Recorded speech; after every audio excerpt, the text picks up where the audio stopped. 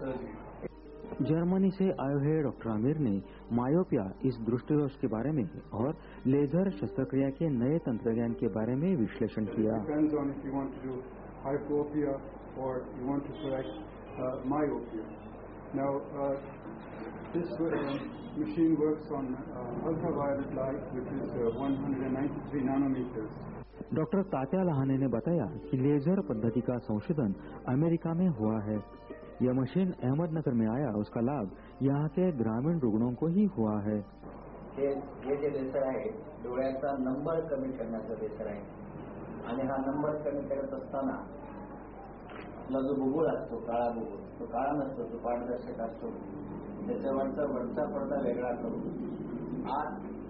आतलं जे वर असतं त्याला खाली करतं, मायनस नंबर असेल तर प्लस असेल तर वर करतं, त्याला रिसेटिंग म्हणतो। म्हणजे त्याचा जो आकार आहे तो आकार बदलत असताना ज्या पद्धतीने आपण बदलतो त्यातल्या पेशी त्यातल्या कमी करतो आणि त्या करत असताना त्याची जखम होते पण तिचा वन पडत नाही आणि वन पडत नसल्यामुळे मग तो जो त्याला जो पुन्हा आकार आपण देतो त्या कॉर्नियाला किंवा बुबुळाला त्यामुळे त्याची जी जखमाचा नंबर आहे तो निघून जातो आणि तो सगळाच जवळपास -12 पर्यंत किंवा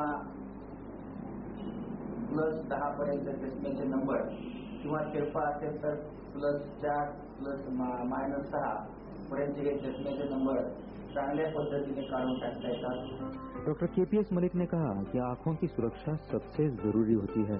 सुरक्षा के लिए दिनों ब दिन नई नई मशीनें भी आ रही है। डॉक्टर प्रकाश कांकरिया ने यहाँ पर लगाई हुई इस मशीन से वो सभी लाभ मिलेंगे जो प्रगत देशों में प्रगत मशीनों द्वारा मिलते हैं। आँख के बारे में उसकी आँख की महत्ता क्या है और उसको कैसे बचा के रखते हुए सर्जरी होनी चाहिए।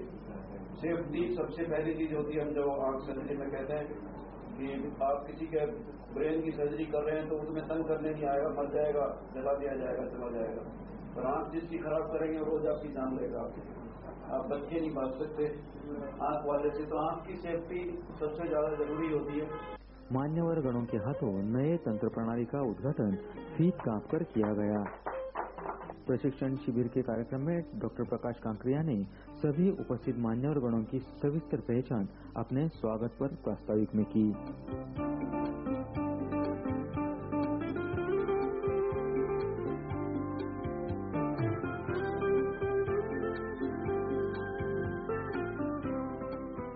जिला शल्य चिकित्सक डॉक्टर माधवराव मुंडे ने अपने भाषण में कहा कि भारत देश में करीबन 2.5 कोटी अंध लोग हैं।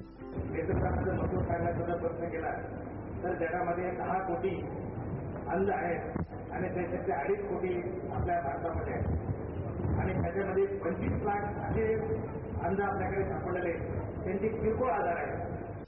डॉक्टर तात्या लहाने ने संवाद करते हुए कहा कि नेत्रदान मृत्यु के बाद किया जाता है, इसलिए यह सबसे श्रेष्ठ ऐसा दान है।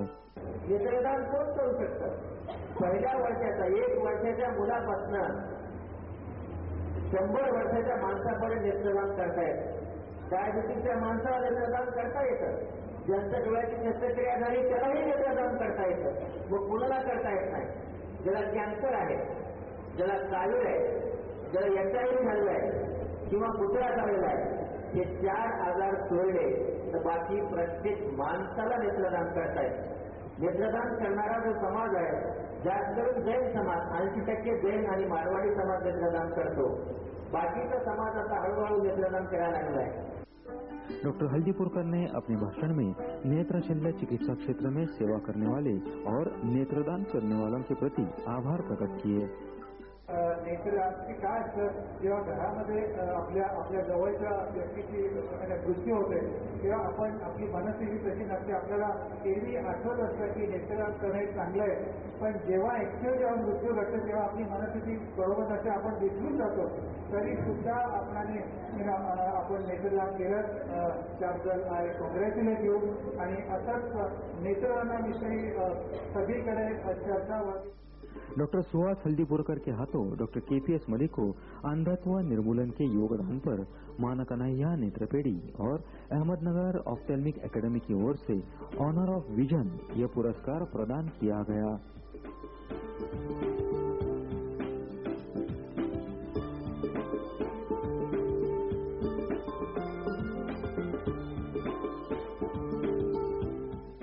उपस्थितों को संबोधते हुए डॉक्टर मलिक ने कहा कि हमारे डॉक्टर्स उच्च तंत्र शिक्षित है, समाज की सेवा करने के लिए तंत्र ज्ञान से परिपूर्ण है। डॉक्टर प्रकाश कांकरिया ने अपने पिताजी का देहांत पे उनकी आंखें दान की। वो आंखें उन्होंने ऑपरेशन में दूसरे आदमी को ट्रांसप्लांट की और तब जाके उन्होंने पिताजी का क्रियाकर्म किया। तो इससे बड़ा उदाहरण आपको नेत्रदान का क्या मिल सकता है। नेत्रदान के बारे में लोग उत्सुक है, उसे बढ़ावा देने के लिए सब कुछ करना चाहिए। नेत्रदान से बढ़कर और कोई पुण्य नहीं हो सकता। लेजर सर्जरी की अत्याधुनिक तंत्र सुविधा यहाँ पर उपलब्ध हो चुकी है, उसका लाभ उठाना चाहिए। नेत्रदान करने वाले परिवारों का सत्कार उपस्थित मान्यवरों के हाथों किया गया।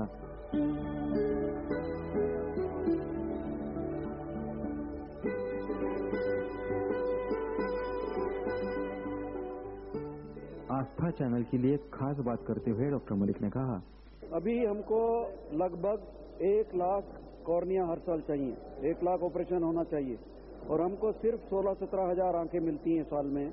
उनमें से सिर्फ 5-6 हजार अच्छी आंखें होती हैं जो इस्तेमाल की जा सकती हैं। तो अभी हमारे पास बहुत शॉर्टेज या कमी है आंख सप्लाई होने की। हमको 1 लाख आंखें हर साल चाहिए।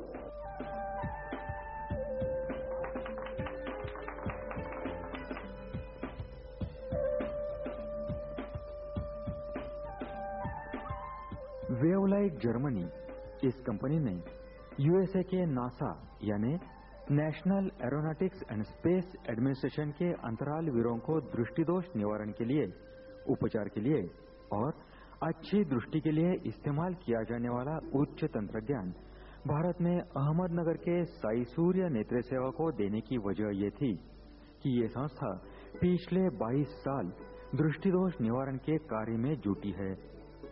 1 लाख से भी ज्यादा शस्त्रक्रियाएं डॉक्टर प्रकाश कांकरिया ने आज तक की है।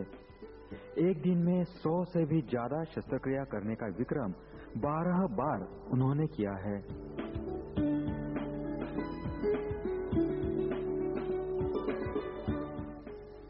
लिम्का बुक ऑफ रिकॉर्ड्स के अधिकारी श्री वी मूर्ति ने डॉक्टर प्रकाश कांकरिया के कार्य का परीक्षण किया, जिसके बदौलत डॉक्टर प्रकाश कांकरिया के इस कार्य की नोंद लिम्का बुक ऑफ रिकॉर्ड्स में हो गई है। अब गिनीज बुक ऑफ रिकॉर्ड्स में नोंद करने का डॉक्टर प्रकाश कांकरिया का संकल्प है।